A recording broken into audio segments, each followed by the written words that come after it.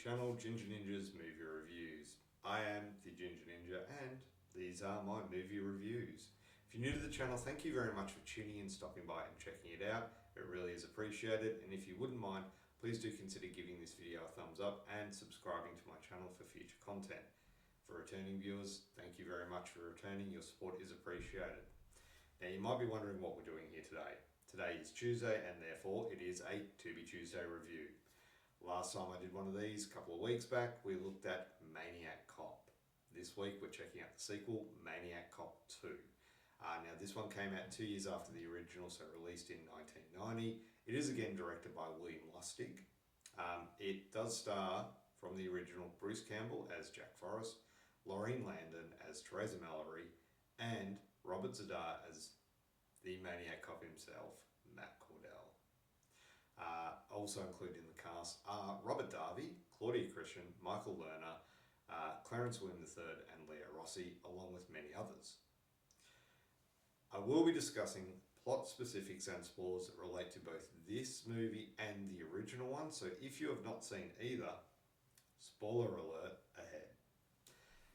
That being said, you can actually watch Maniac Cop 2 and you will see pretty much the last act of Maniac Cop in this one. So yeah, going into this film, you do get a bit of a rundown on what happened in the first one. You get the final act. You see Matt Cordell. You see how he's supposedly killed. This film does have the exact same flashback scene of the prison scene in the first one. So one of the issues I had with this, it does reuse a lot of the previous film's footage. It doesn't really need to in some aspects. Like, I get you want to refresh your audience, but yeah, the movie only goes for an hour and 20 minutes. We don't need 10 minutes of that being the previous film, scenes from that. You want more. But anyway, let's get into this. So one of the things that I do enjoy about both Maniac Cop and Maniac Cop 2 is the fact that you have your lead actors. In the first one you had Tom Atkins and Bruce Campbell. In this one you have Bruce Campbell and Robert Darby. Now one of the things that Maniac Cop did really well is it kind of bit of sleight of hand really with who your hero cop is going to be. We're originally thinking it's going to be Tom Atkins because he's the tough as nails detective, gets killed off. Bruce Campbell survives. We think leading into this, maybe Bruce Campbell's going to be the tough as nails, detective, well, maybe not detective, but he's going to be the leading man. But no, once again, killed off. And that leaves Robert Darby, Robert Darby is a fantastic actor who, really brings a lot to any role that he does. And I really enjoyed all of his work in this. Claudia Christian is great as well.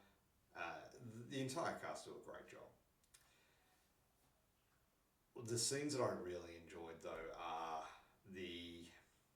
when Matt Cordell catches Turkel, the serial killer, and Turkel is just talk, and then Cordell just says his name, and it's hard for him to talk.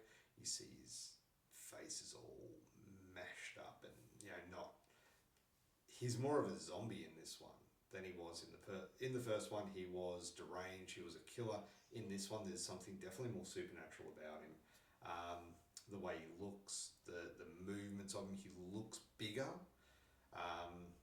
He takes bullets like a champ. Yeah, it's pretty much a very different style of film in that regards, whereas the first one is more psycho killer, this one is supernatural killer. The scene where he is going into the police station and taking out all the police officers, done fantastically. It's brutal. There's bullets flying, blood gushing everywhere. You see Matt Cordell's face, and in the first one he was cut up, but he still looked alive. He still looked human. In this one, he looks like a zombie, which I thought was actually quite interesting given the time frame. This one only takes place a few days after the original ended, so yeah. The final scene in the prison, Matt Cordell on fire, really well done. There's quite a bit about this film which is really good. The pacing of it just keeps going. It doesn't let up in any way. And while it's not heart-pounding, flat-out action, it keeps you invested in it because you want to see where this is going, what's happening, who's Matt Cordell going to kill, what's he doing there. You are following him as a character now. You're invested in him. You want to see his story play out. And in this, it does. It does play out. Thanks to Robert Darby's character, Sean McKinney, finding out what he's after. So I won't spoil that for you. It's okay, but it does. It could be worse. It could be better. Could be worse. Other than that, this film does have a lot of trivia about it. A lot of things. From Bruce Campbell's side, he doesn't like talking about this film. So if you're at a convention and you see Bruce Campbell, don't ask him about this. He doesn't like it. He was going through a tough time filming this. One thing I did find out going through the IMDb trivia was originally Joe Spinell was set to play Turkle, who played Leo Rossi.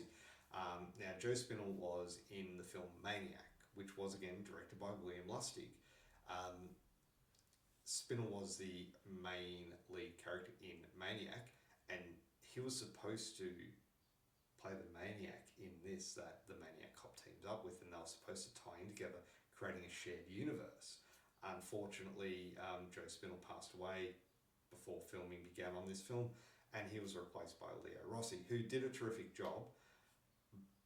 But I would have liked to have seen like a Maniac Cop, and a whole horror universe spanning out from that. I thought that would have been great. But it is what it is.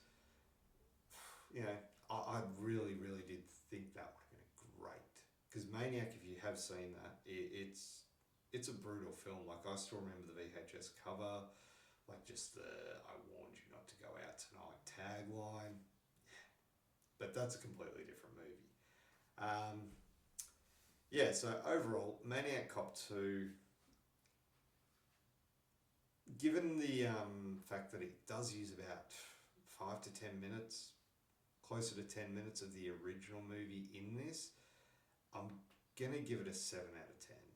It's good, definitely has some good points to it. The makeup effects, the pacing, the acting are all good, but it's an hour and 20-minute movie, and 10 minutes of it is footage we've already seen. So, but look, there you have it, Maniac Cop 2. Thank you very much for sticking with me and going through this review. Hopefully you've enjoyed it as much as I did watching it. If you have seen this film, let me know what you thought of it down below in the comments. Did you know about the tie to the original Maniac film? Is that new news to you? Let me know. But thank you very much for watching. Hope you've had a great Christmas. I did have a really good Christmas. So I'm actually rocking my Night Watch Zone hoodie. It's actually going to be 37 degrees today, and that's not Fahrenheit, that's Celsius degrees. So I'm going to be taking this off pretty quickly. It's starting to get warm. But thank you very much for watching. Hope you have a great Christmas and New Year. Stay safe, everyone. Thank you for watching. Like, subscribe, and all that. And thanks very much.